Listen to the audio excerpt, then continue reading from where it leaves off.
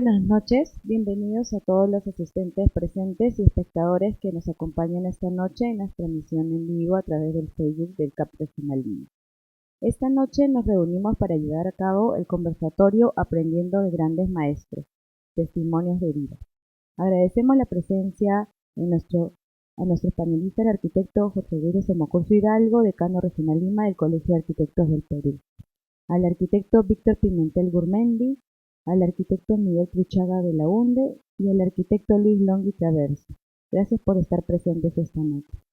A continuación, cedo la palabra al arquitecto Jorge Luis Somocurso Hidalgo, decano Regional Lima del Colegio de Arquitectos del Perú, para que pueda dar las palabras de bienvenida. Adelante, arquitecto Jorge.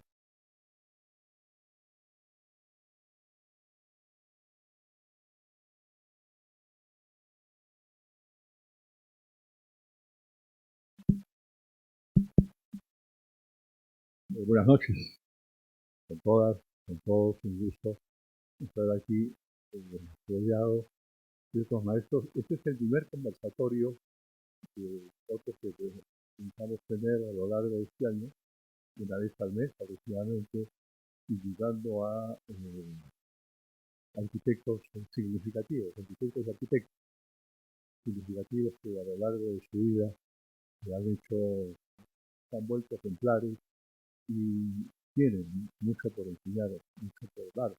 Veo aquí que la mayoría de ustedes son jóvenes, me alegro.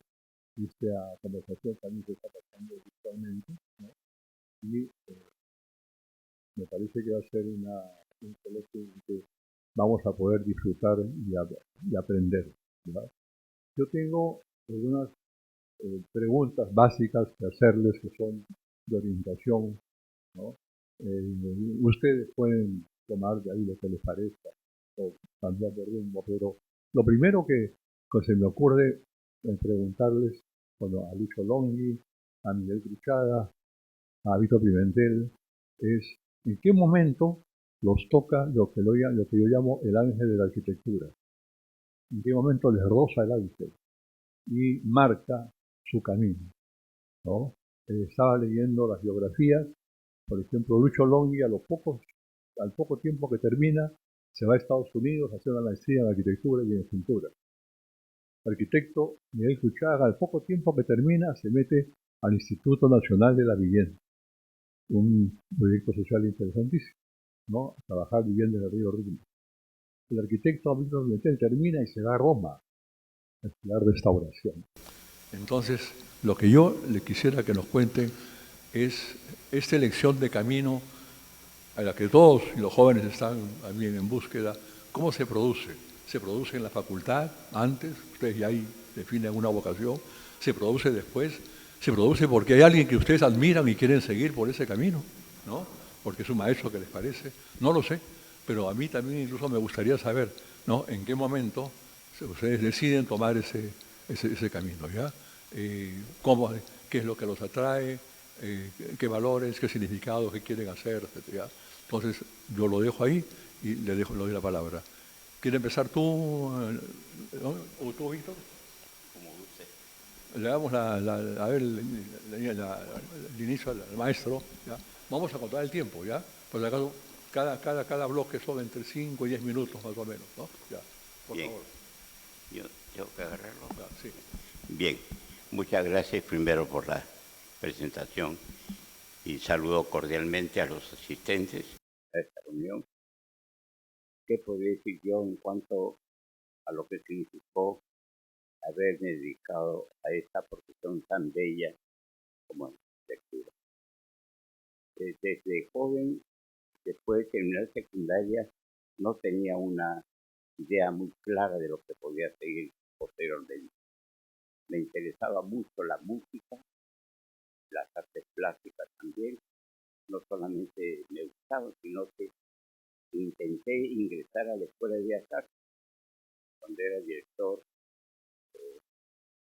señor General Lugar Terrestre, a quien conocí en el examen de admisión a esa escuela y que posteriormente yo fui su profesor asociado en la Facultad de Arquitectura, en la exposición plástica.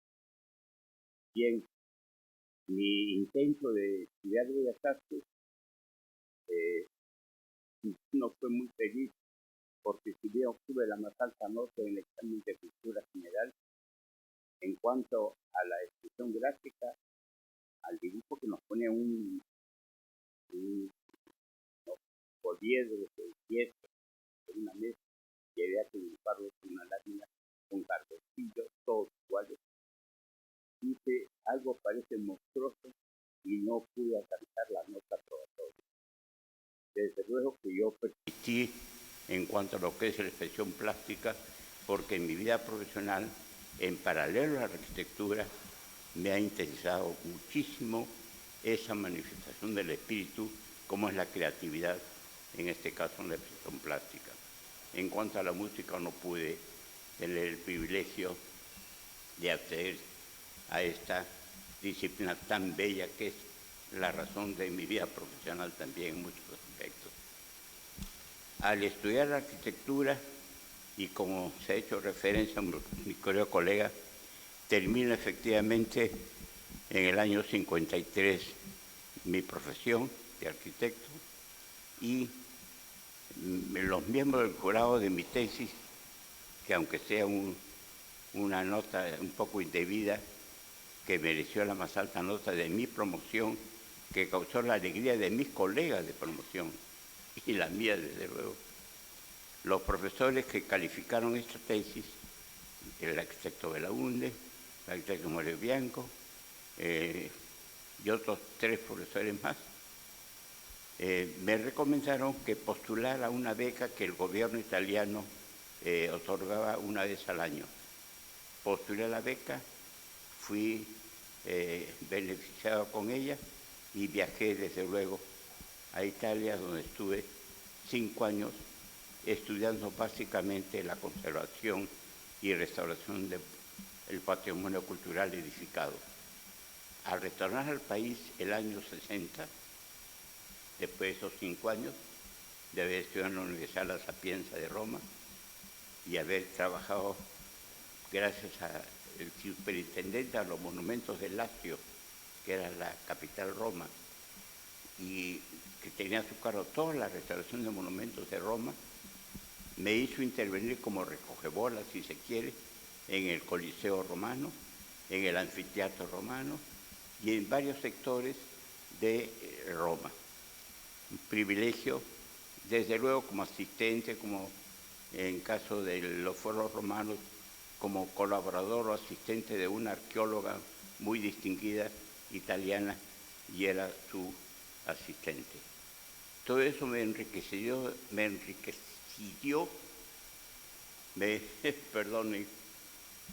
tuve un enriquecimiento extraordinario en esa disciplina y al aplicarla en mi país, los éxitos fueron enormes. Gracias al arquitecto Belaunde, que habló con el presidente del Consejo de Monumentos en este momento, un ilustre historiador jesuita, Rubén Vargas Ugarte, presidente del Consejo de Monumentos, se creó la primera oficina técnica de monumentos en el Perú. No había instituciones con algunos miembros muy distinguidos, pero no habían técnicos. Gracias a esta decisión del arquitecto Belaunde, se crea primero la cátedra de la Facultad de Arquitectura de la Facultad de Arquitectura de la UNI y gracias a la aceptación del presidente del Consejo de Monumentos se crea la primera oficina técnica de conservación y restauración de monumentos que funcionó en la Quinta Presa en el Rímac. Y mi primera visión fue en el año 60, recién creada la oficina, a viajar solo, desde luego, sin dibujantes, sin nada, otro asistente, viajar a Arequipa, donde se acababa de producir un sismo de regular intensidad. Esa fue mi primera experiencia. Podría hablar mucho más sobre esto, pero solamente quiero hacer mención a una primera obra importante, creo yo, porque así la consideraron los arquitectos que calificaron mi proyecto en la primera Bienal de Arquitectura Peruana en el año 70, la restauración de la casa natal del Inca Garcilaso de la Vega, que la hice con todo el entusiasmo, el amor y lo más que pude dentro de los criterios técnicos que había asimilado en Italia, mereció esta restauración el hexágono de oro, como ustedes lo deben recordar, en la primera Bienal de Arquitectura Peruana en el año 1970. Eso para mí fue el inicio de una serie de trabajos, no solamente en las diversas regiones del Perú, sino también la UNESCO, que me designó su consultor, me envió a diferentes misiones en Argentina, Brasil, Centroamérica, en fin, a diferentes países de América Latina. Podría hablar más, pero yo creo que de lo mismo creo que es suficiente, querido colega. Muchas gracias.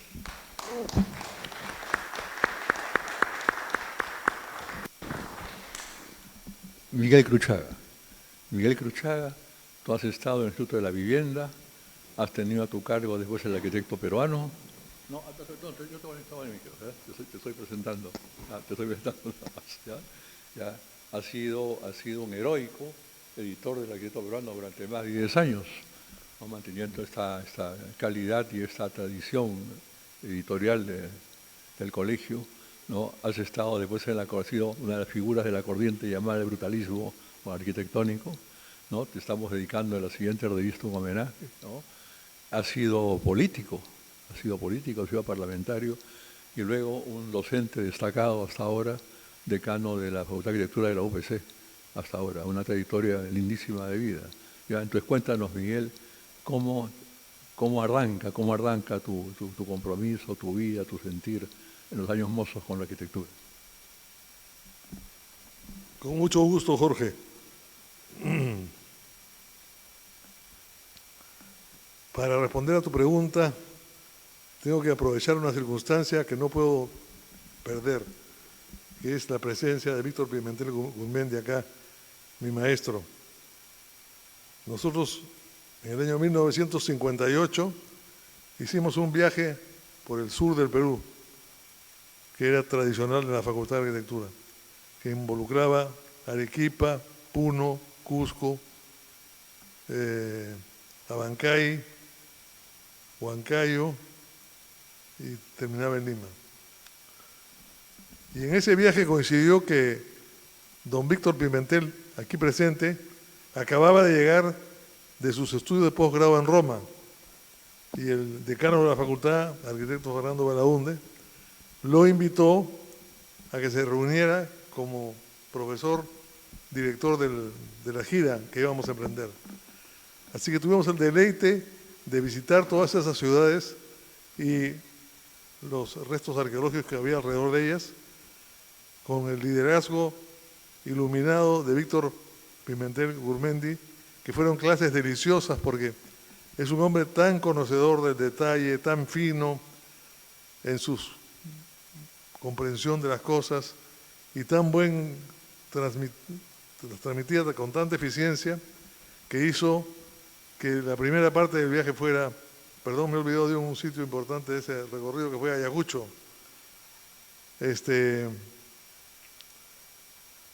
Empezamos entonces esa gira, que no fue una gira de graduados, sino una gira de estudiantes todavía de la mitad de la carrera. Y tuvimos el sabor de hacer esa gira con un maestro tan erudito, tan fino y tan conocedor de las cosas como Víctor Pimentel Gurmendi, que nos hizo esa etapa de la gira, la etapa más inolvidable. Yo me podría extender en ella un poco, pero no creo que es lo que están esperando exactamente. Yo entiendo que lo que están esperando hoy día, según el anuncio que he recibido, es que como ha habido este ciclo, una cantidad importante de graduados de arquitectura que se van a incorporar al colegio, el colegio, con esa sensibilidad que característica de Jorge Ruiz Somos Curcio, ha querido contestar de una manera simple a una pregunta muy elemental. Ya somos arquitectos y ahora ¿qué hacemos? Entonces, yo voy a contestar esa pregunta primero contando mi experiencia personal. Cuando yo estaba recién graduado de arquitecto, no, perdón, estaba recién terminado el primer ciclo, que ya uno se siente arquitecto, listo para enseñarle a cualquiera las cosas de la arquitectura. Todavía no había tenido el privilegio de hacer un viaje con Pimentel. Me vio mi padre flojeando por la casa y me llamó y me dijo, oye, tú tienes un camino profesional ya abierto. ¿Por qué no usas tu tiempo desarrollando más ese conocimiento profesional recién adquirido? Entonces yo me puse un poco reticente, como somos los muchachos, cuando empieza un verano, una vacación, y uno se imagina un tiempo de goce sin límites. Entonces, él me dijo, tuvo la temeridad de decirme, yo tengo un amigo arquitecto, te puedo recomendar donde él, y él estoy seguro que te recibirá en su oficina, y eso puede ser para ti la primera experiencia profesional. A mí me dio pavor esa recomendación porque me imaginé que el amigo, por servir a mi papá, que era su amigo, iba a ser una persona que me iba a tener en la oficina poco menos que limpiando floreros. Entonces, inmediatamente me salió una reacción y le dije, no papá, si yo voy a hacer algo con la arquitectura a partir de ahora, a pesar que, acuérdate que el año pasado me pasé todo el verano estudiando para entrar a la universidad, entré, ahora todo el año estudiando, me pasé todos los cursos, ahora empieza mi primera vacación en 2 años y tú me quieres mandar a trabajar ya tan rápido. Pero si quieres hacer eso, y es por mi bien, estoy seguro, lo voy a hacer con el mayor gusto. Pero yo voy a escoger al arquitecto, no va a ser un amigo tuyo, va a ser un arquitecto que yo admire. Entonces, dicho esto, me compré un problema serio. Porque si bien tenía varios arquitectos que admiraba, no conocía a ninguno. Y el arquitecto que más admiraba en ese momento es un arquitecto inolvidable para mí, como persona y como profesional, Miguel Rodrigo Mazuré.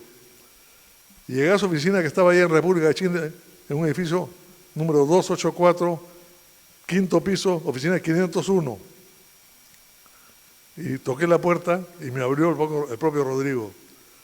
Entonces le dije, arquitecto, soy fulano de tal, estudiante de arquitectura, mucho gusto. He venido porque estoy de vacaciones, quiero colaborar con usted para seguir mi preparación en la carrera en la que me he escogido. Entonces me dijo, caramba, qué bien me parece eso, pero quiero prevenirte lo siguiente. Yo acabo de llegar de estar unos años en Estados Unidos practicando en Skidmore, Universal Merrill. Y en este momento, en la oficina no tengo a nadie. Soy yo y no tengo ni secretaria ni nada, porque acabo de llegar. Estoy empezando de nuevo. Es la misma oficina que dejé cerrada. Entonces a mí me dio un poco de espanto eso. Entonces le dije, bueno, ¿pero qué tendría que hacer? Bueno, tendrías que, cuando llegas en la mañana temprano, barrer la oficina, contestar el teléfono, anotar todos los mensajes que me dejen, llegar a las 8:30 de la mañana y no irte de acá antes de las 7:30 sin preguntarme si te podías ir. Entonces, a mí me dio pavor esto y empecé, mis mecanismos de defensa inmediatamente buscaron soluciones para liberarme de esta especie de pesadilla que se me anunciaba para todo el verano. Entonces dije, muy bien arquitecto, lo voy a pensar. Salí de su oficina, lo llamo mañana. Salí de su oficina y me fui a buscar a una chica con la cual estaba saliendo en esa época. Y le dije, imagínate lo que me ha pasado. Mi papá quiere que vaya a trabajar, he ido donde este señor, que es un arquitecto muy bueno, al que admiro mucho, pero quiere que trabaje a las 8:30 de la mañana, barra la oficina, conteste el teléfono, haga todas las encomiendas y luego a las 7:30 de la noche pregunte si me puedo retirar. Entonces eso casi mató mi vocación. Ese conjunto de cosas casi terminó con mi vocación. Entonces, la chica con la que yo salía tuvo la inteligencia de decirme, pero esa es la carrera que te gusta, ¿no es cierto? Sí, tú quieres ser arquitecto. Y Rodrigo es un arquitecto muy conocido y de mucho renombre.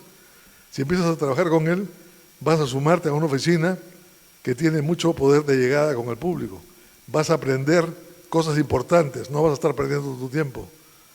Y mañana más tarde, si te hace participar de algún proyecto importante, vas a tener la experiencia de participar de un proyecto importante, con buenos detalles de arquitectura que conocerás cómo se hacen, con buenos conocimientos de detalles que vas a saber cómo escoger, etcétera.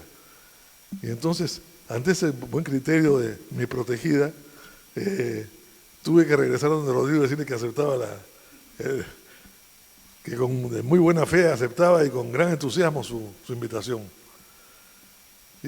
Así que a partir del día siguiente empecé a asistir a la oficina de Miguel Rodrigo ese verano de 1958, porque yo entré a la universidad en el año 57, y me encontré con que a los 2 días estaba haciendo cosas que no sabía cómo las estaba haciendo, porque no tenía idea cómo se hacían. Me enseñaba algunos detalles que había hecho antes. Por ejemplo, en todos los edificios de Rodrigo había una cosa que se llamaba mullions. ¿Ustedes han oído alguna vez la palabra mullion? Bueno, para que compartan conmigo la ignorancia de ese tema, el mullion es el elemento metálico que hay entre 2 vidrios en un ventanal. Y los mullions en esa época empezaban a ser de aluminio y eran complicadísimos. Eran una serie de piezas que parecían unos dibujos abstractos que venían en un cuaderno que se llamaba el cuaderno FAM, de la fábrica de aluminio y metales, en la cual estaban las piezas y cómo estas piezas se unían y en un momento dado agarraban el vidrio y luego se ajustaba con tornillos y uno podía armar una ventana, un ventanal, una mampara, todo con eso. Fue mi primer aprendizaje inolvidable que aprecio hasta el día de hoy. Eso es lo que un arquitecto puede hacer cuando está de vacaciones. Eso es lo que un arquitecto quiere hacer cuando no quiere perder su tiempo y cuando quiere hacer las cosas que no le enseñan en la universidad. Los detalles constructivos, la manera de tratar con el cliente, la forma como presentar un proyecto, la calidad de los dibujos. Todo eso lo aprendí con Miguel Rodrigo en ese primer año de práctica con él. Y lo aprendí en un ambiente sumamente cordial, porque Rodrigo era un hombre muy agradable, muy bonachón, muy sonriente, con mucho espíritu de sonrisa. No era una oficina tensa, ni mucho menos. Además, no había más con quien ser tenso. O nos trompeábamos Rodrigo y yo, o no había posibilidad de ser tenso, porque no había nadie más en la oficina. Y para aquello que el recuerdo que tengo de eso, fue un recuerdo inolvidable que trato de repetir cada vez que tengo a un dibujante nuevo en mi oficina. El trato cordial, la paciencia para enseñar y para explicar las cosas operativas de la arquitectura que son complejas y que no se enseñan en el proceso del aprendizaje de arquitectura. El aprendizaje de arquitectura es, como debe ser, un aprendizaje más bien conceptual de dónde viene la fantasía, cómo se materializa la fantasía arquitectónica, cómo se pasa de la fantasía arquitectónica al proyecto concreto, cómo se hace que ese proyecto sirva, sea útil, sea lo que los arquitectos llamamos funcional. Todo eso se aprende en una oficina de un arquitecto cuando uno trabaja con él, porque lo está escuchando explicarle a uno todo el tiempo por qué está haciendo lo que está haciendo y por qué quiere que uno se lo dibuje. Esa fue mi primera experiencia y yo le recomendaría a todo el mundo que hiciera lo mismo, porque no conozco persona que haya desarrollado su trabajo profesional a tal punto de éxito que luego tiene un camino exitoso, si no ha aprendido primero lo que son los materiales, para qué sirven los materiales, cómo se usan, cuál es la manera correcta de usarlos, cuál es la manera profesional de resolver los problemas prácticos de una obra. Y eso lo aprendí gracias a Miguel Rodrigo y a Dios en las vacaciones de 1958. Luego de eso, cuando terminó la experiencia, Rodrigo me pidió que fuéramos a dar una vuelta en auto para que yo le contara cuáles eran los edificios o las obras de él que me gustaban más y por qué me gustaban.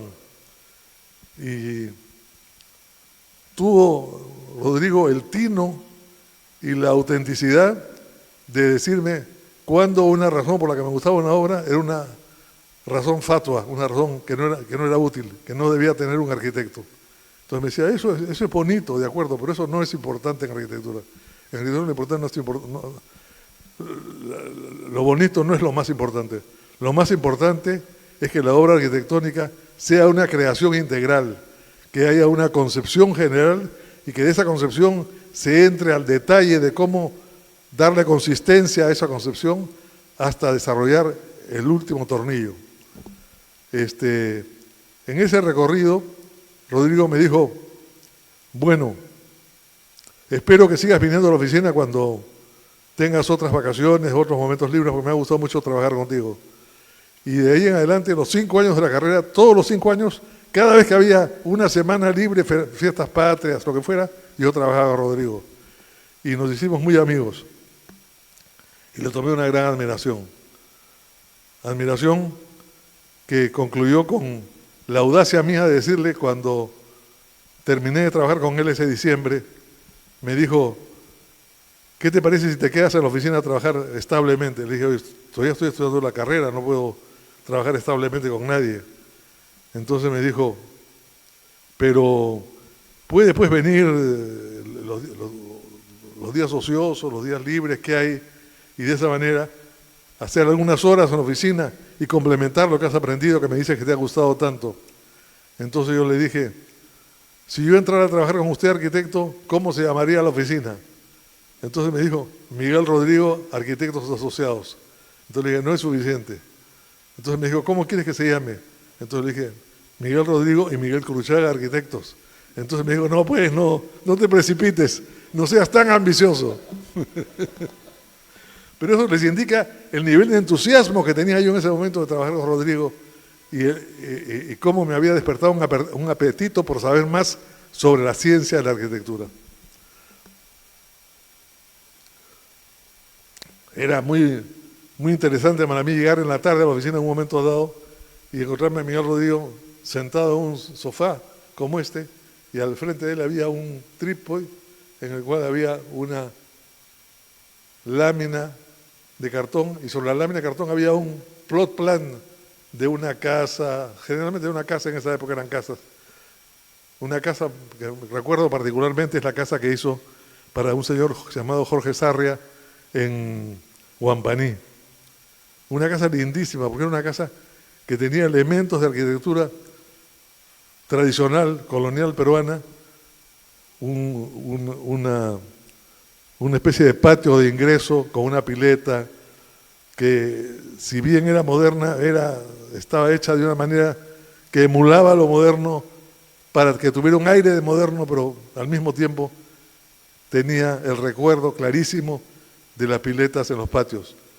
Y cuando estuve dibujando esa pileta, me dio un esquema de cómo que debía ser, que era una mezcla de piedras con confitillo. Confitillo es una piedra chiquita, redonda, que se produce mucho en las playas y que en el caso de Rodrigo la preferida para él era la negra.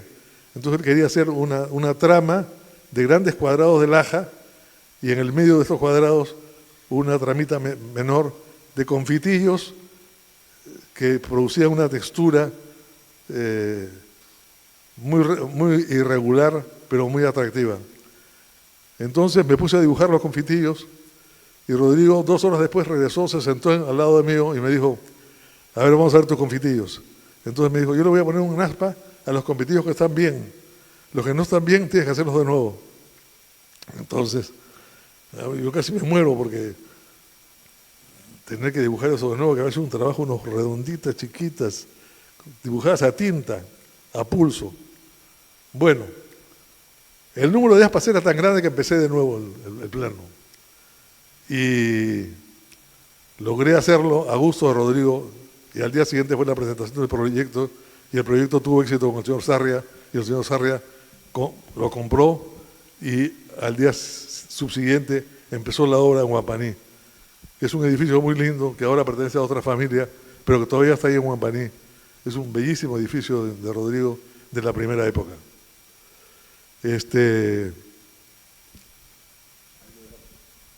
Corte, perfecto.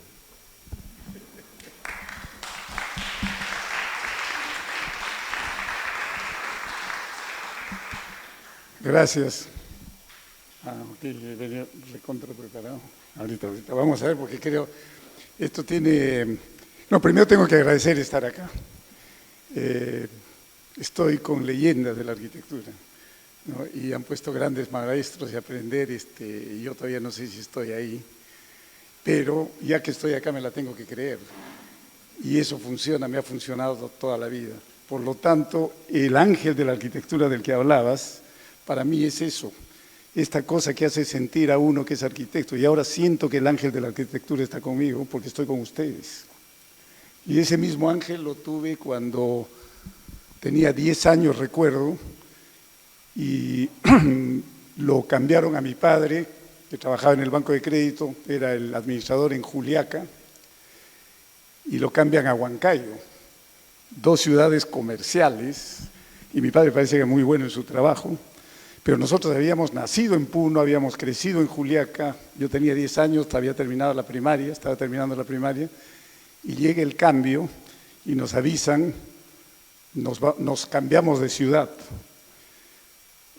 nos vamos a Huancayo, nosotros ni sabíamos qué era Huancayo, lo único que nos dijeron a los chicos, en Huancayo hay televisión, en Juliaca no había televisión, entonces dijeron, nos vamos a Huancayo, ¿no? Y a mí me pareció, sentí como que, pucha, qué bonito que hay televisión, pero, y bueno, y lo que me encantó es que cuando llegó el día primero de enero de 1965, en un carro grande que tenía mi padre, íbamos mi mamá, mi papá y los 5 niños, más la nana, a viajar de Huancayo a Arequipa. Los sitios de que conoció Miguel con las grandes clases del maestro Pimentel, yo nací ahí. Por eso es que yo siento que soy recontra peruano.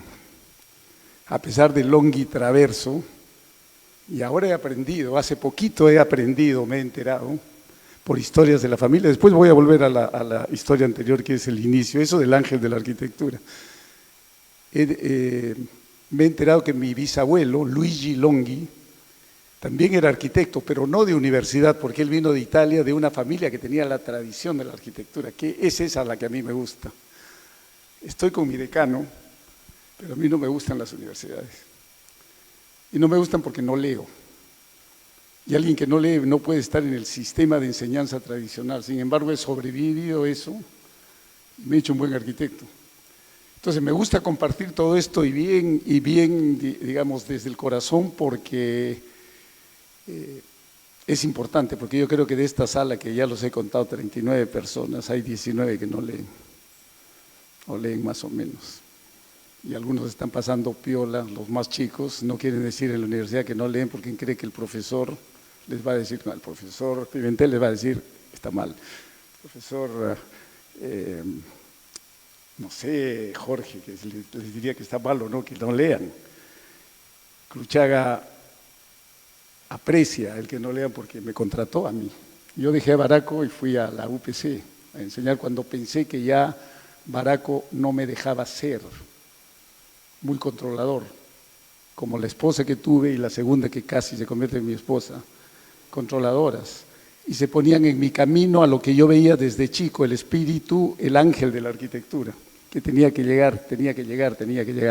Entonces a mí las esposas me distrajeron para llegar al sitio que tengo que llegar. Los profesores me distrajeron para llegar al sitio. Algunos me ayudaron, otros me distrajeron. Baraco me ayudó mucho. Y Baraco tendría que estar sentado acá, porque cuando me presenté al arquitecto Víctor, me dijo, Luis Longhi, pero ¿quién es Luis Longhi? Bueno, yo trabajé, alguna vez hemos estado en una reunión, pues recuerdo haber estado en una reunión cuando asistía al arquitecto Baraco, a mi maestro. Juvenal Baraco, sí. ¿No? Entonces, hoy día, para una generación de arquitectura, como el arquitecto Pimentel, Luis Longhi no es muy conocido. Pero si los chicos que están acá dicen sí, me escuchan en TikTok, me escuchan en las redes, soy medio figuretti de estos tiempos. Yo he tenido la suerte de estar en este grupo yo empecé a dibujar con tiralíneas Y en el año 90 me entrenan a usar MicroStation en Estados Unidos, donde trabajaba. Y ahí me convertí posiblemente de los primeros arquitectos en el Perú. Yo regresé al Perú en el año 94 y comencé a hacer proyectos para el que ahora es alcalde de Lima, Porqui. Se quedó impresionado de lo que yo hacía. Yo hacía unas cosas 3D y hacía realidad virtual, video, el 94, cuando no habían computadoras en el Perú. Recién Fujimori había sacado a los terroristas, no sé, la cosa era que yo hablaba y decía, es un nivel, pero ¿qué nivel? ¿No? Y fui a visitar a mi maestro Baraco, y todo esto tiene que ver con el ángel de la arquitectura. Y me dice, qué bien, bienvenido, vamos a ver. Y hay los resultados del concurso de la Biblioteca Nacional del Perú, que fue justo después del terrorismo.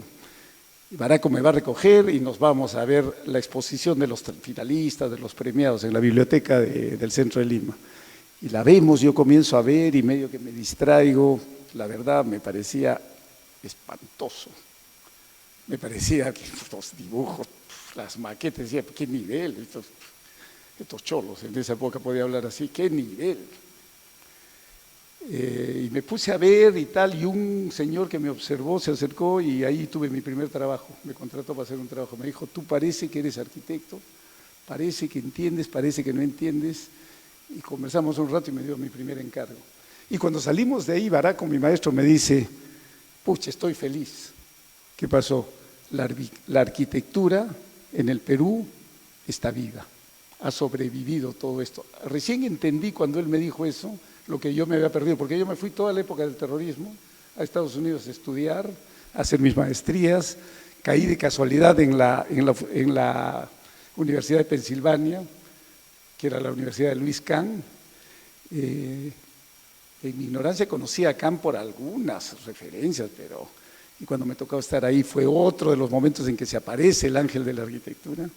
Y así se me siguen apareciendo y yo creo que viven conmigo desde que el bisabuelo que llegó al Perú fue el arquitecto que hizo el primer hospital regional del Cusco, el Hospital Lorena, que se inauguró en 1933, lo hizo mi bisabuelo. Y me lo contó un amigo mío, Hermes Villanueva, cusqueño, me dijo, Lucho, ¿por qué no me has contado que tu abuelo fue el arquitecto del hospital tal? No sabía. ¿Quién más puede ser Luigi Longhi? Y yo soy Luis Longhi porque Luigi en la sierra no se podía pronunciar, decían Luigi. Y mis abuelos renegaban, decían, carajo, Luigi, ya Luis, ahí se termina, ¿no? Entonces, ese ángel de la arquitectura, cuando nos íbamos de Juliaca a Huancayo, mi madre, que era una mujer espectacularmente sensible, le dice a mi padre que era sensible y católica, mi padre era ateo. Y estábamos saliendo ya dejando la ciudad de madrugada y pasamos por la casa donde habíamos vivido toda la vida, la casa de toda la vida, donde habíamos pasado unas navidades increíbles, donde había pasado todo, toda mi niñez. Y mi madre dice, Alberto, para el carro, tenemos que despedirnos de la casa. Pucha, yo dije, sí, teníamos que... Y bajamos, pues, y entonces mis hermanos, uno que es médico, el otro es fotógrafo, a él no lo vi muy bien, mis hermanas, pero el asunto que todos decían, ya, chao, chao, casa, chao, vámonos, porque tenemos que ir a Huancayo, donde hay televisión. Y yo quería despedirme de la casa, y me daba vergüenza. Esperé que se vayan todos, se fueron todos, y después me dicen, ya, Enrico, me dicen a mí en casa, Enrico, ya. Yo fui al último cuarto, que era mi cuarto, compartía con mis hermanos los hombres, fui a la pared donde estaba la cabecera de mi cama y no sabía qué hacer, le di un beso. Y cuando le di el beso a la pared, ahí yo entendí el ángel de la arquitectura. Porque esta historia la he contado como introducción a cada curso que dicto en el mundo. Y esa es una manera de decir qué cosa es la arquitectura para uno. Y alguna vez yo vi a una alumna, una trabajadora mía, una chica joven, un viernes yendo a la oficina cabizbaja, le dije, ¿qué ha pasado? Me dice, mi papá, que es de la Richie también, mi papá ha vendido la casa donde hemos crecido la ha vendido y estoy triste, pues, ¿no? Le conté la historia. Llegué el lunes ella muy contenta, me dijo, ¿qué tal? ¿Cómo te ha ido? La he besado, la he abrazado. Ha funcionado. Ese es el ángel de la arquitectura. Yo le digo el espíritu de la arquitectura.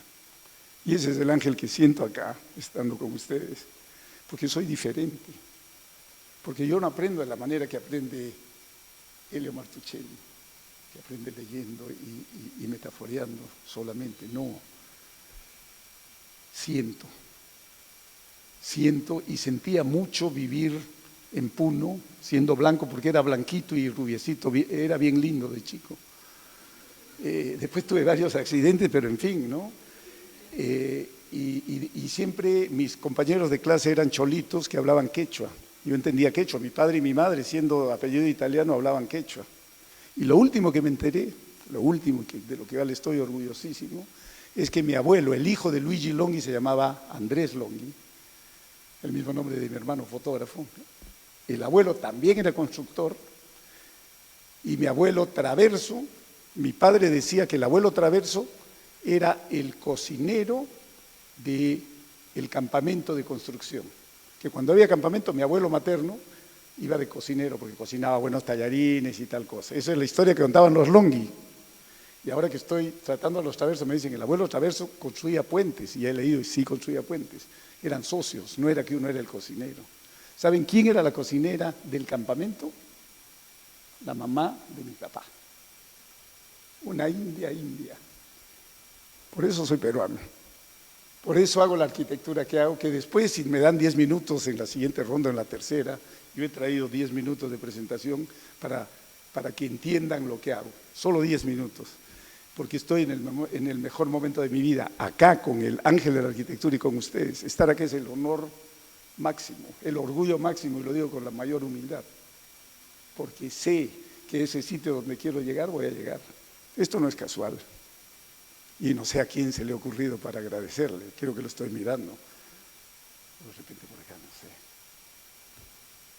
Muchísimas gracias por la invitación, muchísimas gracias por hacer reflexionar de esta manera, por compartir. Yo sé que es primera vuelta, por eso me estoy guardando el postre para el final. Muchas gracias. Gracias.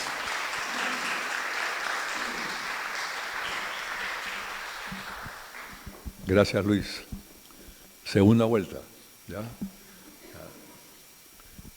La interrogante, la pregunta, la temática es la siguiente. Ustedes, los tres, Lucho, Miguel, Víctor, son exitosos. ¿Ya? Son exitosos.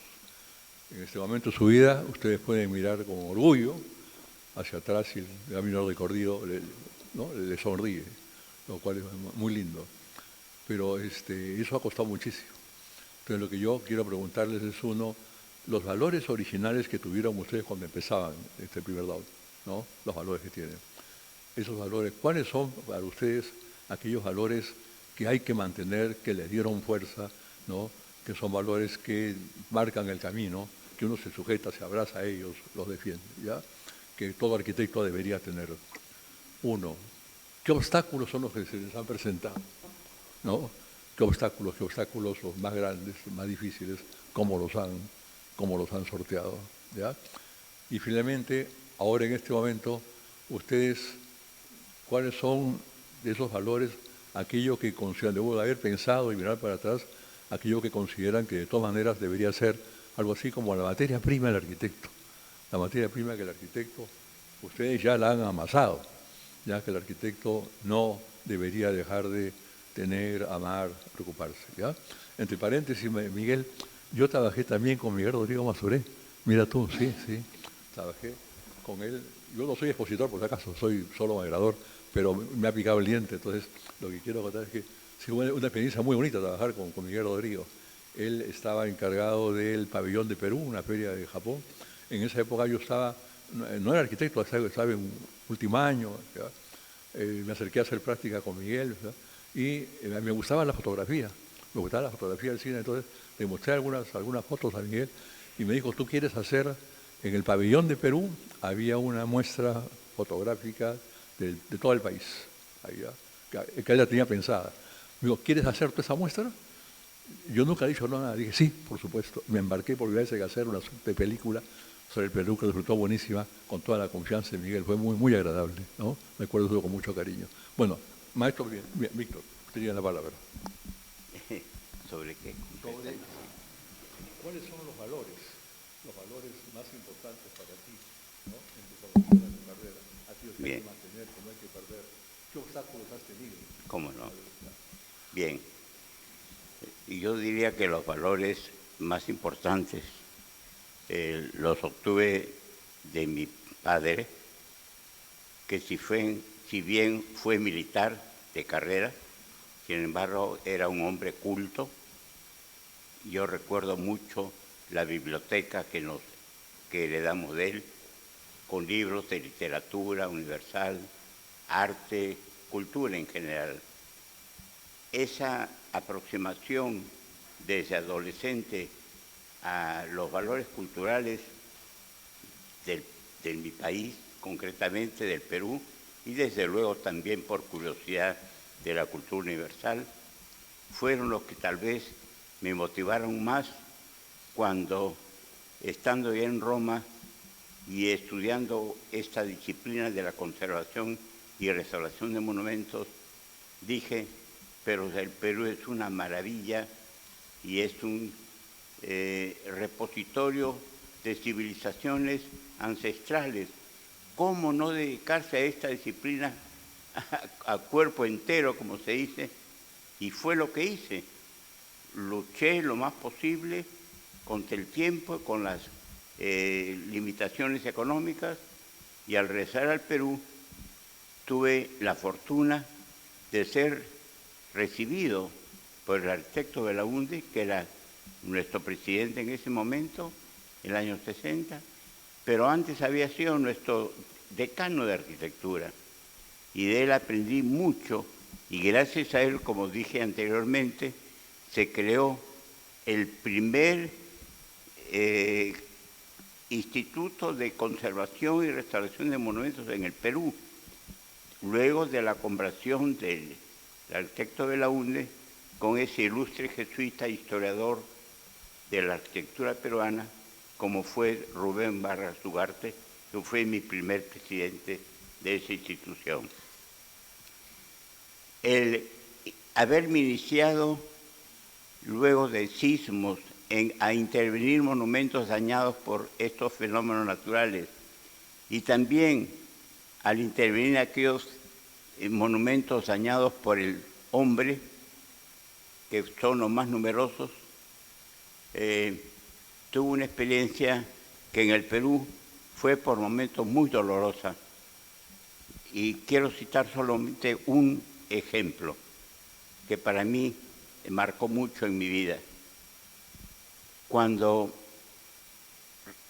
retorné al Perú, repito, mi primer viaje fue ese recorrido que el presidente nos hacía hacer a las promociones.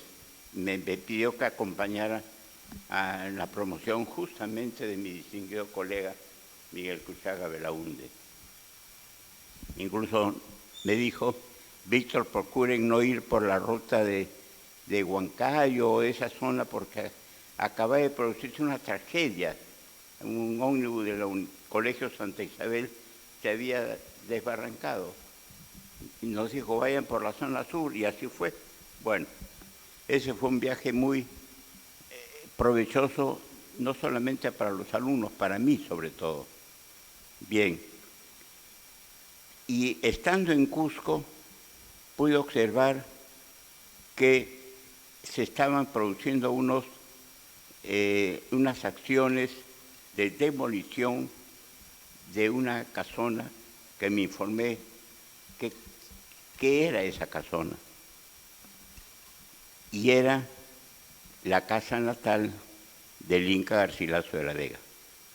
Cuando yo retorné ya como primer director técnico y con mis credenciales de ley, digamos, me opuse a esa demolición,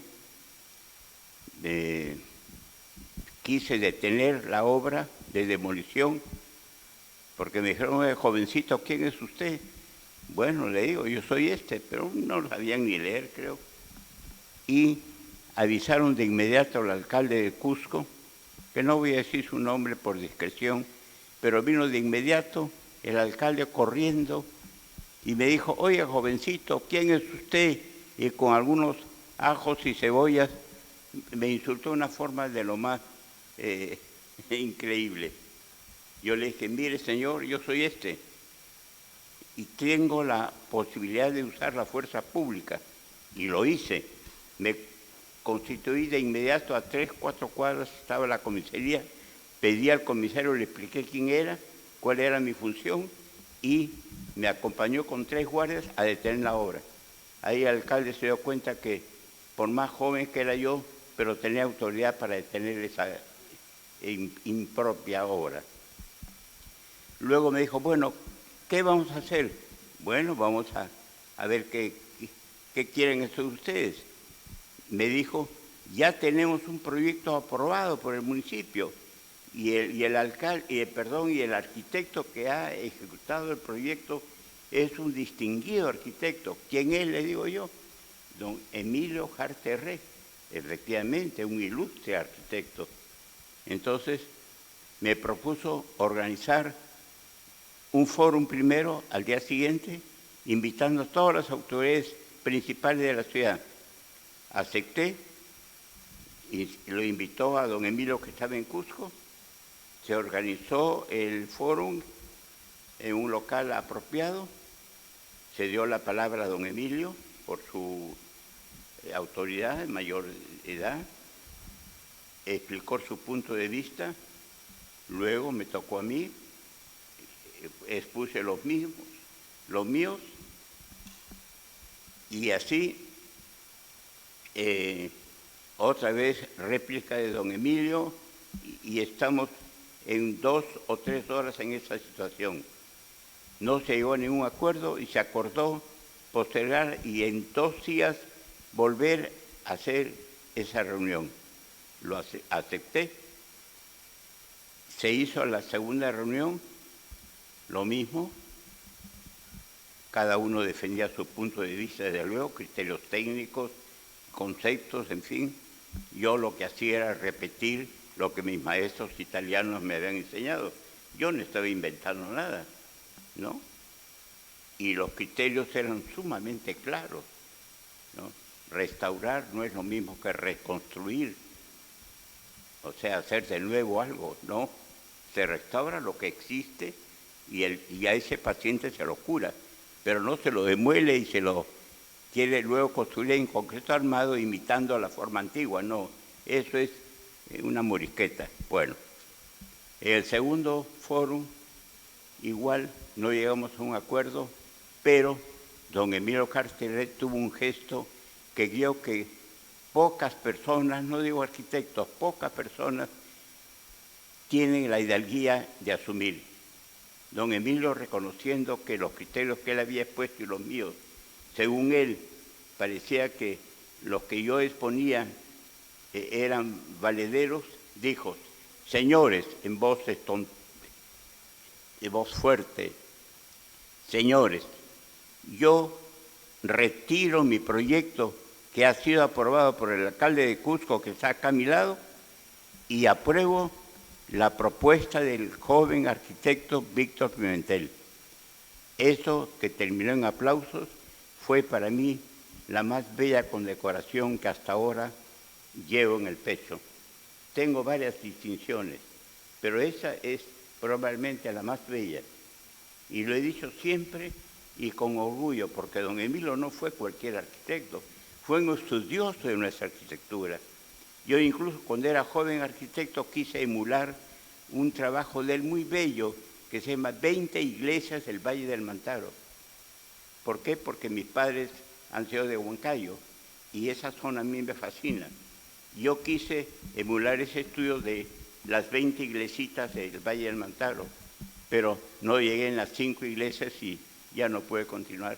Don Emilio hizo ese estudio maravilloso y gracias a él también pude, viajando en el tren Macho, llegar a Huancavelica y de ahí conocer cosas que él ya las había estudiado. De tal forma de que al mencionar el nombre de este distinguido arquitecto, no quiero otra cosa que rendirle un homenaje en esta sesión, si se me permite, porque es un maestro de maestros, a quien yo reverencio en su memoria. Y eso me permitió que yo pudiera restaurar la casa del Inca Garcilaso de la Vega, no detener la demolición, restaurarla y, como dije anteriormente, el jurado calificador de la primera Bienal de Arquitectura Peruana del año 70 tuvo la no sé cómo llamarla, generosidad en fin, de otorgarme el primer premio en esa primera Bienal de Arquitectura Peruana, que es el Hexágono de Oro. Bien, tal vez lo último es casi un comercial, pero no quería decirlo. Pero lo que quería sí mencionar es cómo la hidalguía de un profesor auténtico como don Emilio Jarterré me permitió a mí profesionalmente dar inicio a mi carrera de restaurador de monumentos, no solamente en Perú, sino en América Latina. Muchas gracias.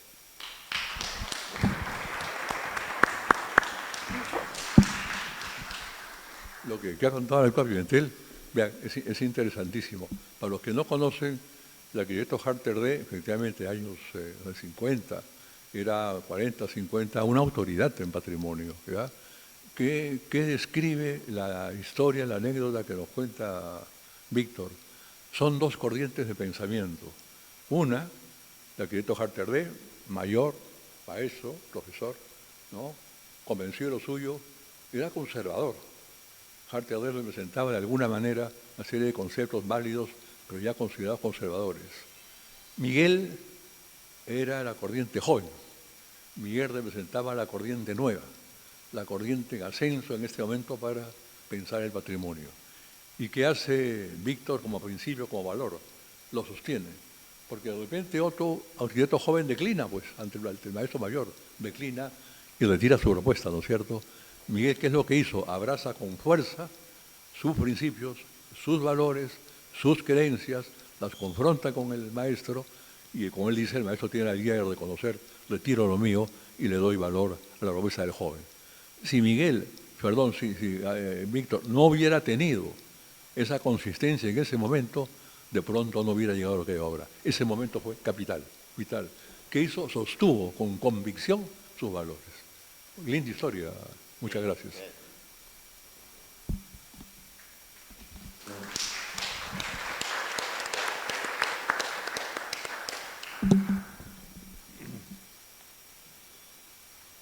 Bueno, respondiendo a la pregunta del decano, me apresuré a hablar de mi primera graduación, es decir, cuando terminé el primer año de arquitectura, que para mí fue todo un acontecimiento por las razones que les he explicado. Ahora voy a contarles lo que me sucedió en la graduación definitiva. Cuando estábamos en tercer año, la fuerza de las invasiones y los nuevos barrios marginales que rodeaban Lima eran una desgracia urbana que estaba sucediendo sistemáticamente y que iba destruyendo partes de la ciudad. Entonces, un grupo de amigos estábamos en la Facultad de Arquitectura, estudiando arquitectura al comienzo de la carrera, a mediados de la carrera, y se nos ocurrió, ¿qué cosa podemos hacer nosotros como arquitectos? Si nosotros somos ya candidatos a arquitectos, el ángel de la arquitectura nos protege, ¿por qué no hacemos algo para ayudar a que se detenga o para ayudar a que esto que está sucediendo no siga destruyendo la ciudad? Entonces se nos ocurrió crear un movimiento llamado el Movimiento de Estudiantes Albañiles y hacer que todos los estudiantes de arquitectura nos convirtiéramos provisionalmente en albañiles para hacer obra en los sitios de los asentamientos urbanos destinada a devolverle los aspectos arquitectónicos que el ángel de la arquitectura protege para darle gusto a Lucho. Entonces, a partir de ese momento, un grupo de muchachos, entre los cuales habían muchos ingenieros civiles, empezamos a ir a pueblos jóvenes sábados, domingos, feriados, y trabajábamos como obreros construyendo cosas o remodelando cosas que estaban mal construidas. Y eso tuvo muy poco resultado práctico, porque obviamente la fuerza que teníamos era un grupo relativamente pequeño, pero sí tuvo mucha gravitación en la opinión pública. Y el comercio, el diario El Comercio, se dedicó a hacer una campaña a respaldar este trabajo y nos sacaba permanentemente reportajes en un asentamiento urbano comiendo en una olla común con la gente de esa zona, luego de una faena, y también fotografías de resultados que estábamos obteniendo en esos pequeños trabajos. Y eso registró en la memoria de algunas personas de la profesión mi nombre y el de los colaboradores que yo tenía. Cuando me recibí de arquitecto, al día siguiente que me recibí de arquitecto, me llamó por teléfono el arquitecto Manuel Valega Sayán, en ese momento gerente general de la Corporación Nacional de la Vivienda, no el Instituto de Vivienda como me ha presentado el decano. Son dos cosas distintas. El Instituto Nacional de la Vivienda fue creado durante el gobierno de Manuel Prado por Pedro Beltrán, justamente para quitarle fuerza a la Corporación de la Vivienda y por ende a Belaúnde, que es el que la había creado. Y entonces el Instituto Nacional de la Vivienda propiciaba la construcción colectiva. Todo un movimiento surgido en los Estados Unidos para los países subdesarrollados, en los cuales lo que hacían es ayudarlos a regenerar los pueblos jóvenes. Y entonces, como eso coincidía con lo nuestro, ese instituto, que estaba recién creado por el gobierno militar de entonces, el gobierno que depuso a Manuel Prado, hizo que la Corporación de la Vivienda muriera, se extinguiera y pasara a ser la Junta Nacional de Vivienda, porque la Junta Militar de Gobierno se llamaba Junta Militar de Gobierno, todo tenía que llamarse Junta. La asistencia social se llamaba la Junta de Asistencia Nacional, todo se llamaba Junta. Entonces crearon la Junta Nacional de la Vivienda, y la Junta Nacional de la Vivienda, de la cual era gerente Manuel Valega Sayán. Manuel Valega me llamó por teléfono, perdón, me estoy equivocando, no fue Manuel Valega. El gerente, me acabo de acordar, es otra persona.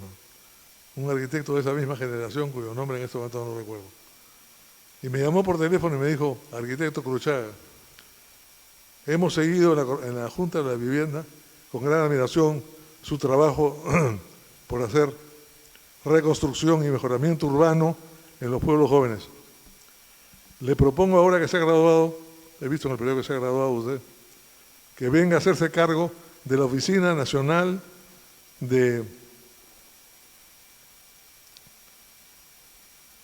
¿cómo se llamaba? Restauración, legalización y saneamiento de pueblos jóvenes, así se llamaba. Entonces yo salí de la Facultad de Arquitectura con un cargo que no lo había buscado yo, que me lo propuso el gobierno, y empecé a trabajar en eso.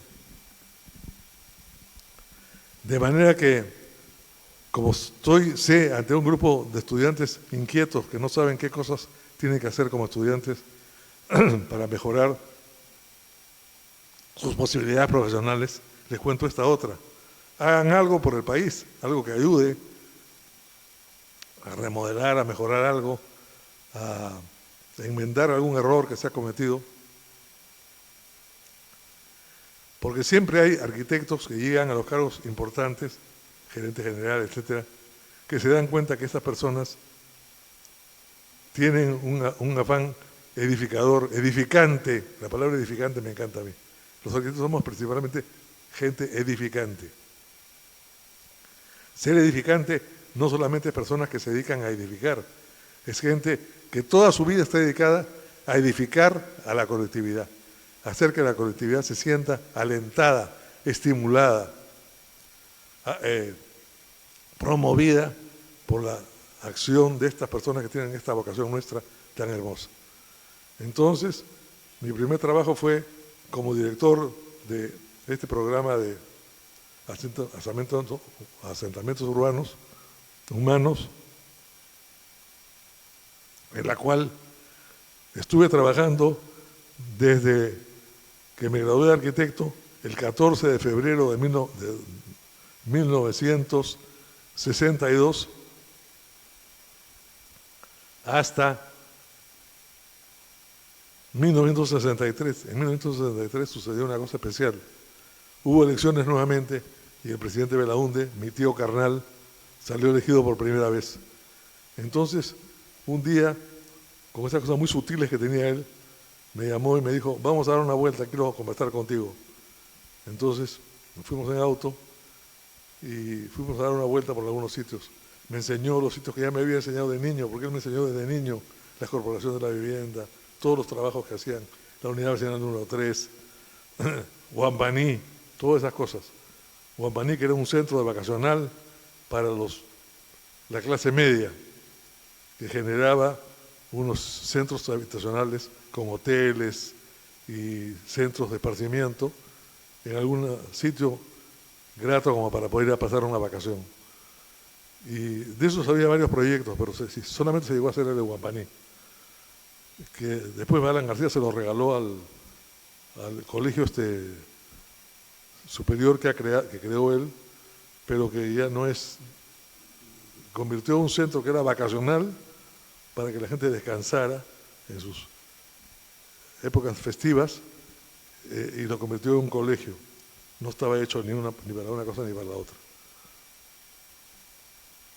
Entonces, el centro vacacional de Huampaní tiene esa historia y la dirección de barrios marginales de la Junta de la Vivienda tiene ese otro origen. Y yo tuve el privilegio de ser el primer director de eso. Y trabajé por méritos propios, como les he contado, en eso, invitado por el gobierno. Y el presidente Belaúnde estaba dando una vuelta en los días previos a ser ungido como presidente y me dijo con mucha discreción, me dijo, oye, sería bueno que no acepte ningún trabajo del gobierno porque el gobierno dentro de pocos días lo voy a presidir yo y no es bueno que el sobrino carnal del presidente de la República tenga un cargo importante como el que te han dado. Eso se llama en Italia nepotismo. Víctor Pimentel no me dejará mentir sobre eso. Es un defecto moral grave que una autoridad tan cercana al presidente de la República tenga ese cargo como está pasando ahora con el hermano de la presidenta. Entonces, yo, con gran pesar de mi corazón, este trabajo que había empezado y tenía pocos meses en él, tuve que renunciar a él, lo dejé. Mi primer trabajo fue un trabajo pedido por el gobierno y pedido en su renuncia por el próximo presidente en ejercicio, porque había esta razón moral que no puede pues una persona recibir un encargo de una persona que es su tío carnal. Y es una historia que a mí me dolió muchísimo en el momento que sucedió, porque estaba con toda la ilusión de ese trabajo, en el que era de alguna manera darle título de permanencia a lo que habíamos creado como estudiantes de la Facultad de Arquitectura en tercer año de Arquitectura. Pero ahí murió. Se crearon estas direcciones de barrios marginales, pero no duró mucho tiempo ese programa. Eso quería contarles complementando mi cuento anterior. Muchas gracias.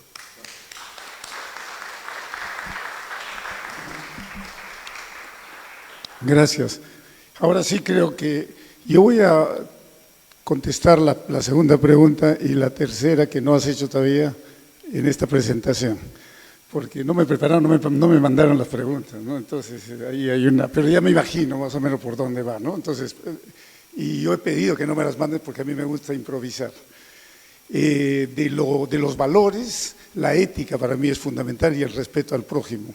Yo a mis estudiantes les digo, hagan lo que les dé la gana, siempre sin faltarle el respeto al prójimo. Esta es una presentación de 10 minutos, como me dijeron, recontra calculada. Normalmente la presento en hora y media, espero hacer 10 minutos y no me voy a acelerar. Entonces, lo que sigue es un video de 2 minutos que muestra lo que hice desde que llegué de Estados Unidos, metafóricamente por supuesto, hasta hace 10 años. Ese video lo hizo Asiel Núñez, que es un chico UPC formado por mí y que ahora trabaja en la Católica. Y que su especialidad ahora es hacer videos. Y en realidad yo le pedí hacer este video hace 10 años.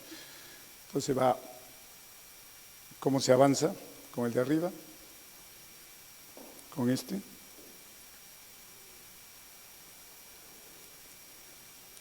Ya está prendido, ahora sí. ¿No? Entonces, este es Neruda. Dice que cuando Neruda fue a Machu Picchu, se impresionó de tal forma que hizo este poema que vamos a escuchar. Tanto impresionó Machu Picchu a Neruda que los jaivas hicieron esa música que estamos escuchando. Machu Picchu, Neruda y los jaivas son inspiración para mí para hacer la arquitectura peruana moderna, la que desearía que todos los jóvenes quisieran hacerla también. Este es el pueblo, estos somos nosotros, este es mi trabajo, inspirado en los incas. Esta es la gente a la que tengo que trabajar, este es mi trabajo, el 6º piso en el Museo de la Nación, la exposición Yuyanapa. Entonces, me ha tocado hacer escenografía sin ser escenógrafo, museografía sin ser museógrafo, arquitectura, habiendo estudiado arquitectura, pero sin leer. Y lo que muestro acá es cómo lo que siento me hace hacer lo que hago en la arquitectura. Esto lo he visto desde muy niño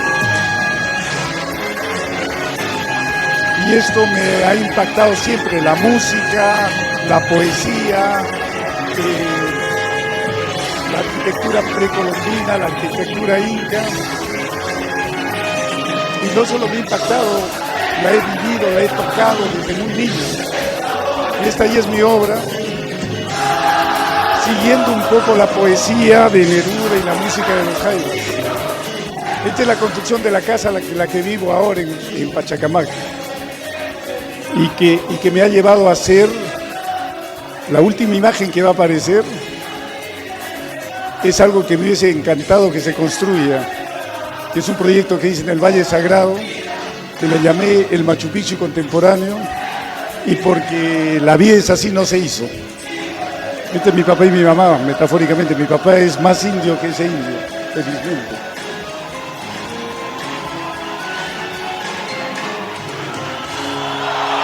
Este es el proyecto, el Machu Picchu contemporáneo, y dice: pertenezco a la tierra, al espíritu de la tierra. Pero esta es la imagen que es en la que estoy trabajando ahora. Esa imagen fue de hace 10 años, la de ahora es esta, y está el hexágono de oro, la Casa Pachacamac, que es uno de los premios que gané. Al lado, o sea, trabajé esta casa y compré los dos lotes de al lado. ¿Para qué? Para que nadie venga a hacer alguna de las barbaridades que hacemos todos los arquitectos. Simplemente, ¿por qué? Por plata. Ojo, el cliente te pide esto, el cliente pide que bailes, bailas. El cliente siempre tiene la razón. No. El cliente, el arquitecto, no tiene idea de lo que el arquitecto le puede dar. Ni idea. Por eso cuando me pide, el dueño hace esto, este es el mejor cliente que he tenido. Y cuando le dije, vamos a enterrar la casa, me dijo, ok, hablemos con tu esposa, porque las esposas son fregadas y tal. Hablé con la esposa y la esposa dijo, van a hacer una casa de campo, qué lindo. Espero que haya un burrito ahí. Ahí es donde me di cuenta que no le importaba un pito a la esposa. Por eso hasta ahora no han ocupado la casa. Y yo soy el vecino en la casa, no sé con cuál puedo, el puntero es este, ¿no? No sé. Bueno, la casa de acá, esta casa, la de atrás, es la casa Chulpas, es mi casa, y lo que ven al lado inferior derecho es, no lo pasen, yo tengo que pasar. Casa Pachacamac, y esto que le he llamado el Ushnu, y que es un sueño que tengo que esté en construcción y que va a ser un sitio para estudiantes peruanos que no tengan dinero, que no puedan ir a las universidades que ponen la alfombra roja para que ingresen y caminan. No es como la uni. Yo traté de ingresar a la uni 2 veces y saqué los últimos puestos, felizmente, porque no servía para la uni. En la Ricci, en esa época, si no hubiese salido la Ricci, no sería arquitecto. Y la Ricci no era una universidad. La Ricci comenzó siendo una barbaridad. Y ahora sigue más o menos igual, creo que se ha corregido un poco, no sé, pero para mí, Baraco, mientras esté Baraco, va a seguir viva. Entonces ese es un sueño de tener 20 chicos, seguramente provincianos, que no pueden pagarse una universidad y que van a salir de ahí sin valor oficial. Y lo que van a tener es que todos mis amigos arquitectos los van a contratar porque los hemos formado nosotros, sin valor oficial. Ese es mi sueño. Y el sueño comienza acá. Esa casita que ven ahí es la casita del Guardián. Y se convirtió, ahí sigue la casita del Guardián y se convirtió en la Casa Pachacamac, el premio, linda, con todas las cosas que tiene, con la parte paisajista. Sigue la casita, pero por el otro lado. Yo me enamoré de ese hueco, por eso digo, era un terreno hembra, era un hueco. Me enamoré del hueco porque de ahí sacaron la piedra para hacer las pircas de la zona. Y yo dije, ahí va a ser la sala de mi casa, ahí va a ser mi casa, no voy a tener que hacer excavaciones. Y la casita del Guardián seguía ahí y se ha convertido en esto, se está convirtiendo en esto. Y la casa Chulpa, que es mi casa, ya está construida.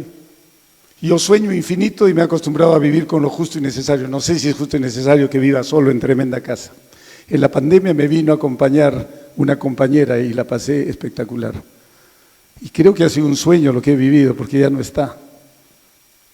Y así ha sido mi vida siempre. Esa casa en pandemia, bien acompañado, estoy construyendo lo de arriba, justo rodeando la Casa del Guardián. La Casa del Guardián se ha quedado, le hemos, no forrado de piedra, le hemos hecho otra piel de piedra, que está ahí arriba. Y este es el interior. Y ahí está la piedra, esa mesa de piedra que me la pidieron, y este sitio lo hice para los estudiantes, para recibir estudiantes. Ese cuadro de Escuela Cusqueña es herencia de mi padre, don Alberto, que le importaba mucho la plata. Y porque a él le importaba la plata, a mí nunca me importó, felizmente, porque si no, no hubiese hecho este tipo de arquitectura, hubiese hecho otro tipo de arquitectura. Y ahí está más llena la casa, y ahí está la mesa de piedra, que la hice para el teatro, ahí está en el teatro, la hice para el Rey Lear en el Teatro Municipal, en las ruinas del Teatro Municipal, ahí está en el centro de mi casa, ahí está en el Teatro Municipal, con Alberto Isola y Mónica Sánchez. Ahí está en mi casa, en la sala de mi casa, y ahí está cuando le cae el sol a determinada hora. Y ahí es donde yo digo, hay un huequito donde hay una piedra inca que viene de un muro inca, y ahí hay un hueco donde irán las cenizas del arquitecto, o sea, mis cenizas. Pero cuando uno muere, ¿quién se encargará de mí? Ustedes son testigos que ahí tendrían que ir mis cenizas. Y si no han ido, virtualmente estamos ahí. Cada vez que viene gente acá, yo digo, acá irán mis cenizas. Y vendrán todas las mujeres que he amado en la vida. 1, 2, 3, 4, 5. En realidad son 2 o 3, no más. Y cada una vendrá con su celular y con la música que escuchábamos, que no es la misma. Y cuando las 3 canciones suenen juntas, será la sinfonía más increíble que se va al cielo. Cuando dije eso, había un cineasta y había un músico. Están haciendo la película de eso que he dicho. Entonces, creo que soy, además de arquitecto, también comunicador. Soy un tipo que imagina, un cuentacuentos, seductor, y con la pinta que me ha dado Dios. Podría seguir hablando de eso, pero sigamos. Y ahora viene este video, debe tener sonido, porque sin sonido es póngale sonido, por favor. Este es Alberto Isola bajando con la música en vivo, que no falle la música en lo que sigue, en los 3 minutos. Para la organización, pues yo soy perfeccionista, pucha, que el rato que me falla alguien, jodido, pucha, me malograron el show. Siento como digo, esto es mediocridad, que por acá, que va. Hemos coordinado. ¿Qué pasó? Ahí le echa la pelota al otro. música, imagínense la mejor música, la música en vivo, y habían mecanismos, se abría la puerta, todo esto lo hicimos a mano. Y bueno, ya pasamos a la siguiente, ¿no? Pues ya me pasó, o sea, no solo no le he puesto música, sino me pasó a la otra.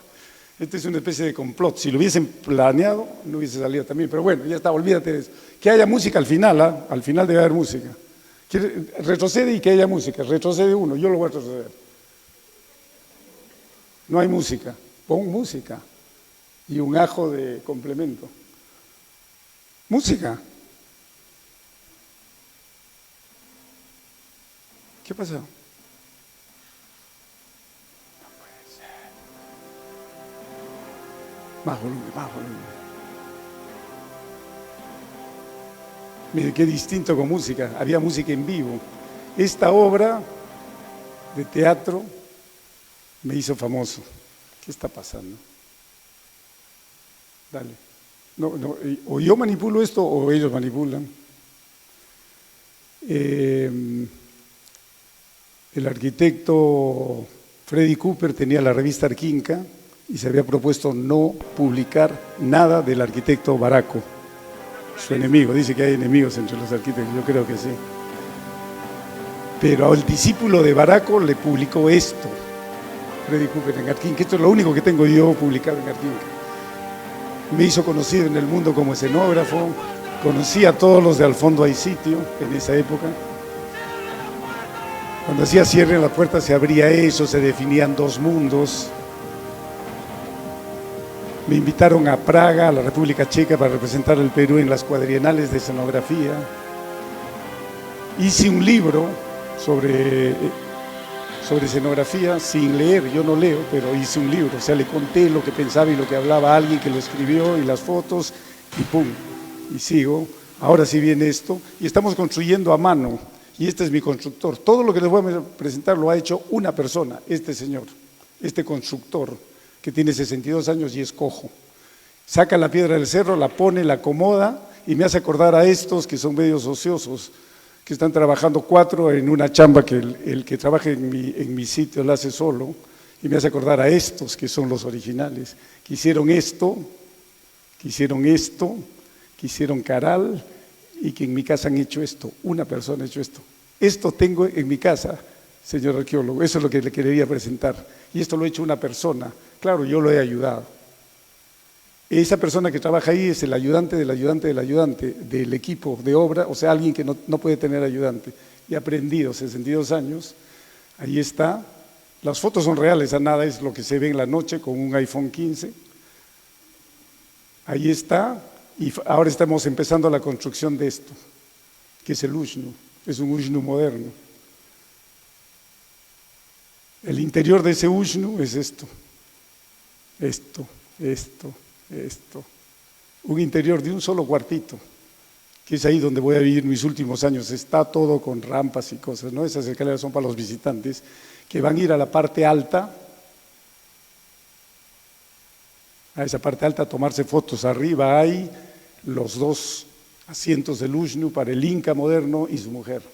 Y entonces irán ahí los peruanos que no quieren ser incas a tomarse una foto y a sentirse incas.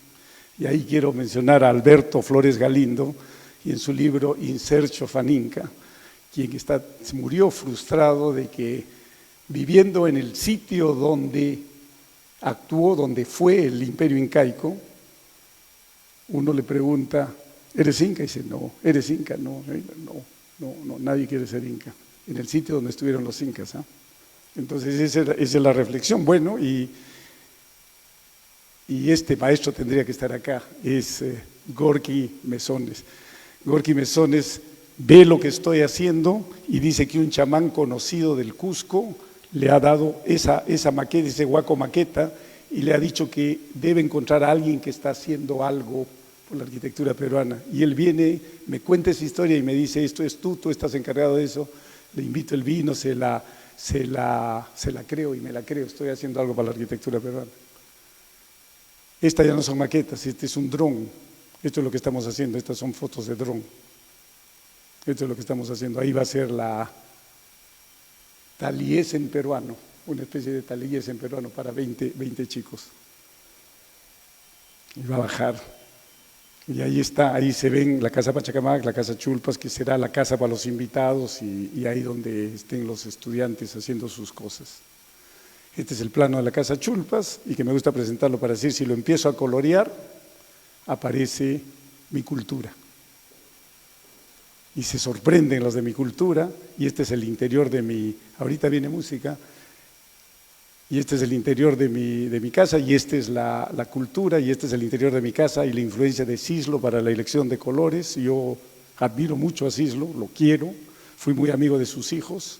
Su hijo Lorenzo es el que me dio el encargo de hacer esa primera piedra para el teatro, porque él era escenógrafo, le tocó ir a Arequipa, murió y me dejó la herencia. Entonces yo cuando quiero me siento hijo de Cislo y de Blanca Varela, y cuando me siento hijo de Cislo y de Blanca Varela, soy más lindo todavía, por adentro y por afuera. Y ahora viene la música. Esto toma, tiene que verlo, tiene que verlo.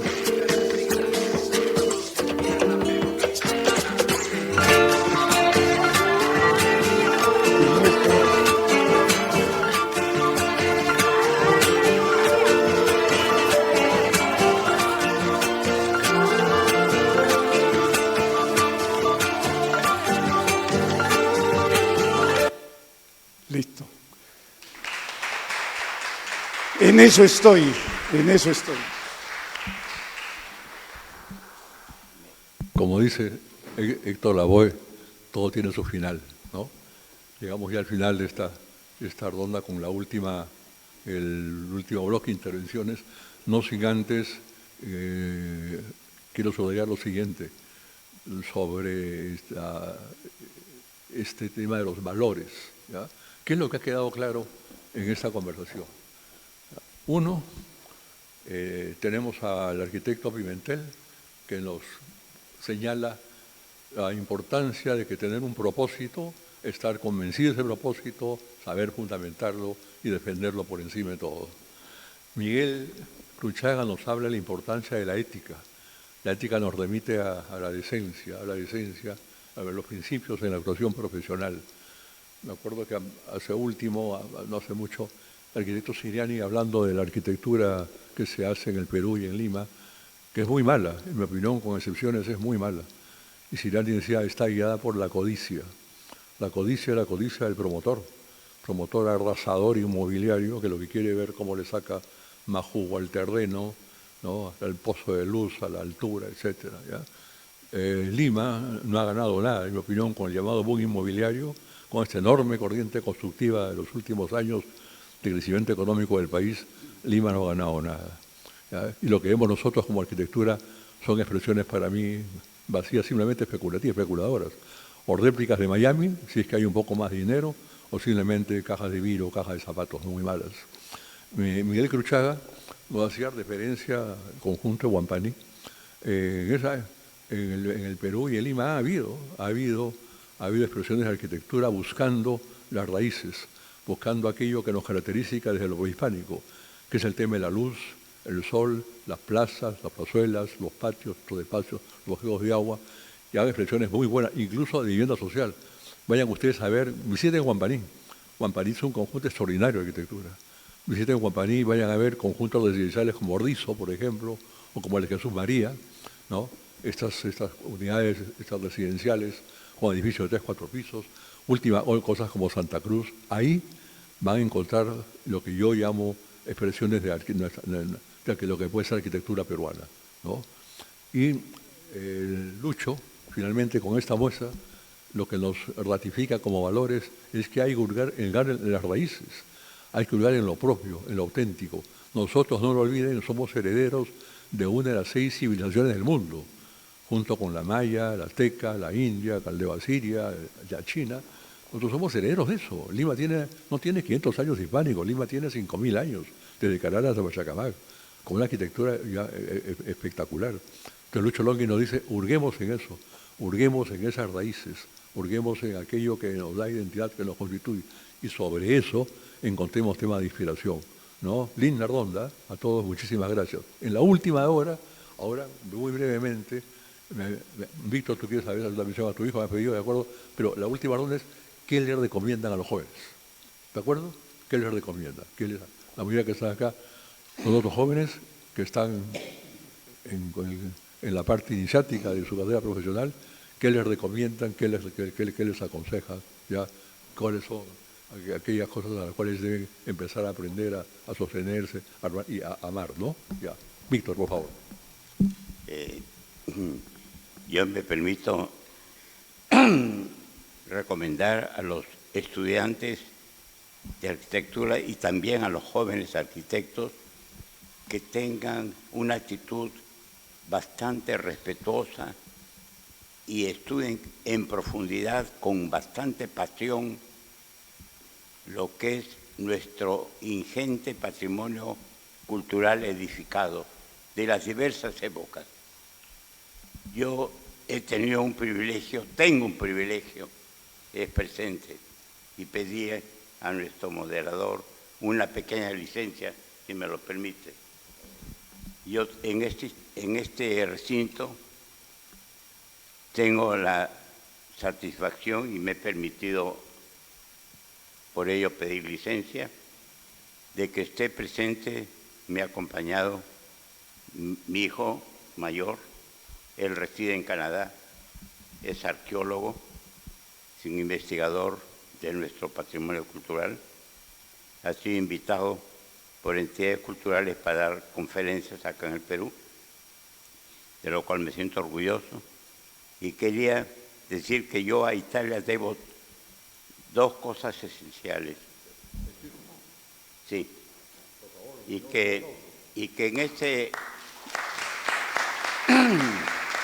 Mi hijo, además que lleva mi nombre también, aunque es Víctor Antonio, está cumpliendo años hoy día.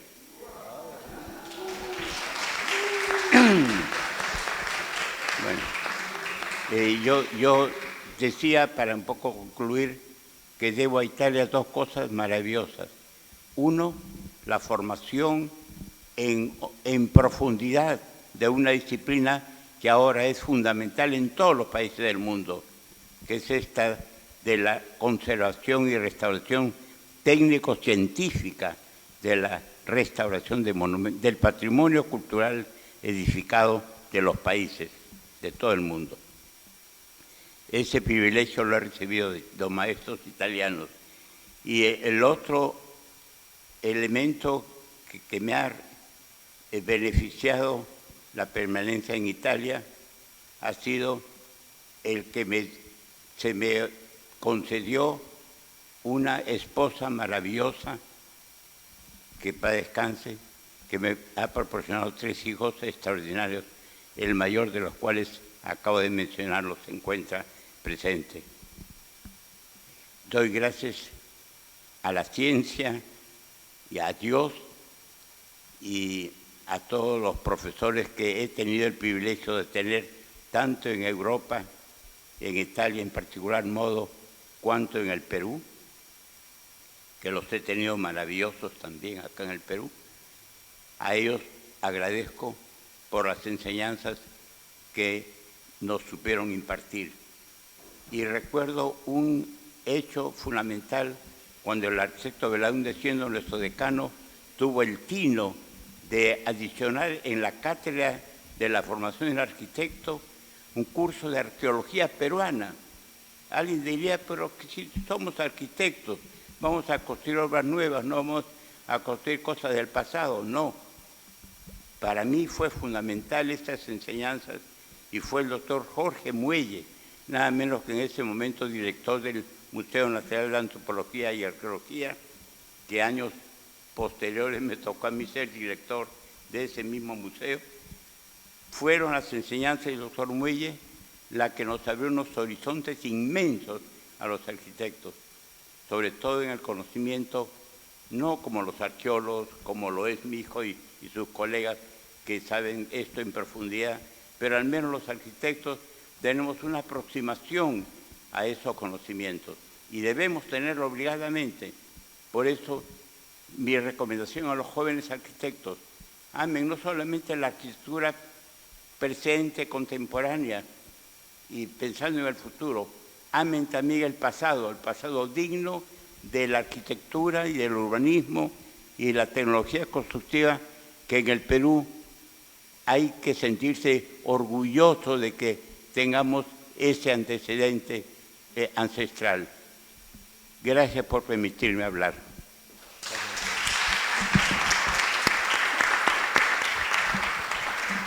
Miguel.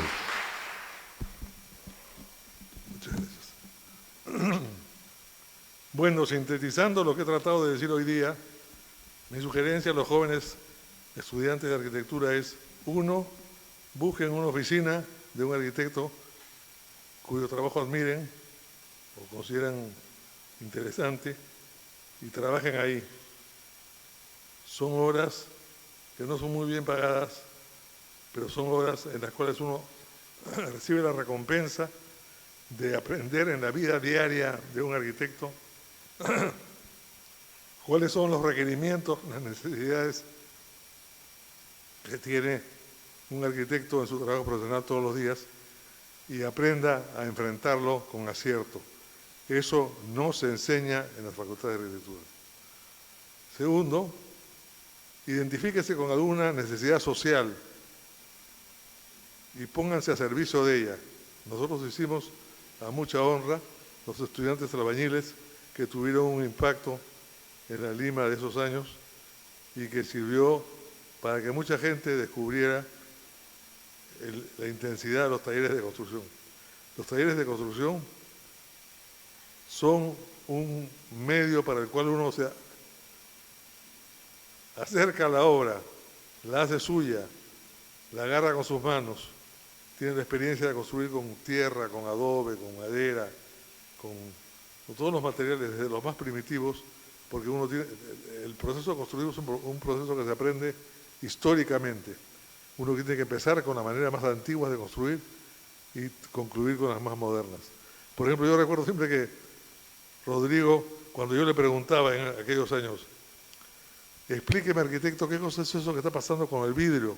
El vidrio ahora ya no es una materia frágil, sino es una materia que está puesta de una manera distinta en las obras. Entonces le dije, ¿quieres entender los vidrios? Me dijo Miguel, ándate a los ómnibus, a los automóviles nuevos, mira cómo funcionan sus ventanas. Y te das cuenta que la tecnología del vidrio es una tecnología nacida del automovilismo, pero que se usa hoy día con éxito en la arquitectura también. Eso es un hijo de la automovilística, que hoy día es una cosa que es muy compleja e interesante de comprender. Nosotros en el proyecto del Ministerio de Pesquería, que hoy día está falsamente llamado Museo de la Nación, tuvimos toda una serie de ventanales que no hay un solo ventanal que no sea de vidrio templado y agarrado por unas piezas metálicas especiales que son de una complejidad altísima. En la entrada de ese edificio, ustedes verán una cosa que no van a ver en muchos países del mundo. Hay una mampara que tiene 20 metros de altura y que todos los vidrios están colgados de arriba. Hay como una grampa que lo agarra arriba, después la grampa tiene debajo un eslabón de cadena que es el vidrio, luego otra grampa que agarra el siguiente vidrio, y así 20 metros. No hay muchas partes del mundo que ustedes puedan ver, no necesitan viajar mucho para conocer una obra tan compleja de vidriería moderna como la que hay en el Museo de la Nación, que le llaman hoy día, que era originalmente el Ministerio de Pesquería. O sea, trabajen en oficinas de arquitectura porque eso les abre un horizonte de lo que es la práctica profesional impagable y además le permite hacer relaciones que se vuelven después sólidas y que son... Yo empecé trabajando con Rodrigo y terminé siendo su socio de Rodrigo. Fui socio de Rodrigo más años después de que salí de la Facultad de Arquitectura que los años que fui mientras estuve allá adentro. Para que se den cuenta de cuánto dura eso en la vida. Miguel, Rodrigo y yo constituimos una sociedad a la que incorporamos al arquitecto Soyer, que era otro compañero de clase mía. Hicimos trabajos muy interesantes del Hotel Esteves en Puno, el edificio del Ministerio de Pesquería. El centro de esparcimiento de la Guardia Civil en Ñaña, Es un proyecto de concreto interesantísimo. Esa es una obra muy linda y solamente de Rodrigo. La hizo él antes de que entráramos a trabajar con él. Pero en todo eso hemos estado en el día a día. El conjunto de vivienda social en el Callao, que también es concreto, expuesto y vidrio. Es toda una experiencia arquitectónica que vale la pena tener mientras uno está estudiando arquitectura, porque uno se vuelve de alguna manera un enfermero de la arquitectura. O sea, sabe cómo una cosa está mal hecha y no va a funcionar bien, sabe por qué una cosa falla. Es impagable lo que uno aprende trabajando en la oficina de un arquitecto. Ese es el resumen que quiero darles. Gracias.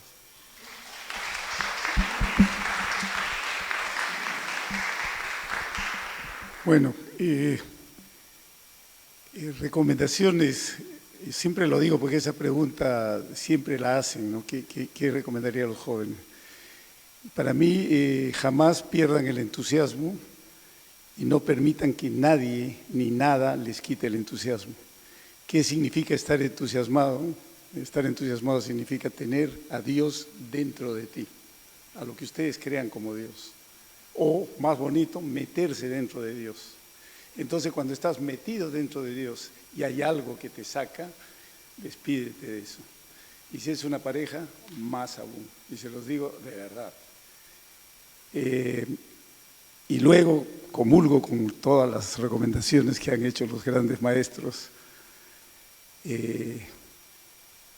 Yo a eso tendría que añadirle, piensen bien, no solo para quién van a trabajar, sino cuando ya tengan su propia oficina, sus pequeños proyectos y todo, no acepten a cualquier cliente. La peor cosa es igualito que una mala relación. No hagan relaciones tóxicas con los clientes. Todos tienen relaciones tóxicas porque todos se meten solamente por el dinero. ¿Quién es el más barato? ¿Quién es esto? ¿No? Traten de ser muy selectivos con los clientes porque la relación con el cliente es como un matrimonio. Te llevas bien, si no te llevas bien, fracaso.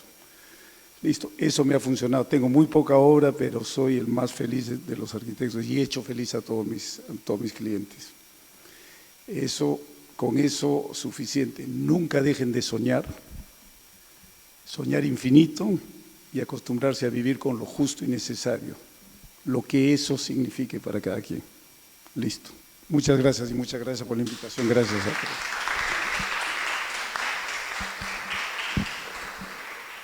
Víctor, Miguel, Lucho, muchísimas gracias. Ha sido una noche muy agradable, profunda, ilustrativa, grata, ¿no? A nombre de todos los que están acá presentes, los que nos han salido en la red, ¿no? Los directores, Liliana, Catherine, el mío propio, ya, mi reconocimiento, ¿no? Creo que nos han hecho el día. ¿Ya? Ya. Un aplauso, por favor.